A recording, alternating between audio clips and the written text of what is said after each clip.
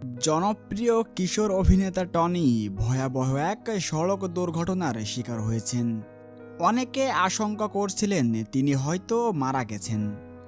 তবে সত্যি কি এমন কিছু ঘটেছে নাকি এ সব কিছুই গুজব? সবকিছু জানাবো আজকের এই ভিডিওতে।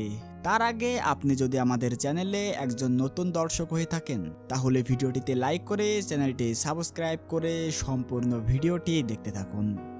আসল সত্য, আমাদের রিপোর্টিং টিম নিশ্চিত করেছেন যে টনি সত্যিই একটি সড়ক দুর্ঘটনার শিকার হয়েছেন। দুর্ঘটনাটি ঘটেছে গতকাল রাতে কলকাতায়। তাদের গাড়িটি নিয়ন্ত্রণ হারিয়ে একটি ডিভাইডারে ধাক্কা খায়। ফলে গাড়ির সামনের অংশ গুরুতর ক্ষতিগ্রস্ত হয়। দুর্ঘটনায় টনি সামান্য আঘাত পেয়েছেন, তবে তা গুরুতর নয়। দ্রুত তাকে নিকটবর্তী হাসপাতালে নেওয়া হয়, যেখানে প্রাথমিক চিকিৎসার পর তিনি সুস্থ আছেন বলে জানানো হয়। দুর্ঘটনার ছবি ও ভিডিও দ্রুত সামাজিক যোগাযোগ মাধ্যমে ছড়িয়ে পড়ায় অনেকে ভেবে নিয়েছিলেন টনি হয়তো মারা গেছেন। তবে এ ধরনের গুজব ভক্তদের বিভ্রান্ত করে, তাই সত্যতা যাচাই করা খুবই গুরুত্বপূর্ণ। তো ভিউয়ার্স, এ বিষয়ে আপনার কি মতামত কমেন্টে জানাতে ভুলবেন না।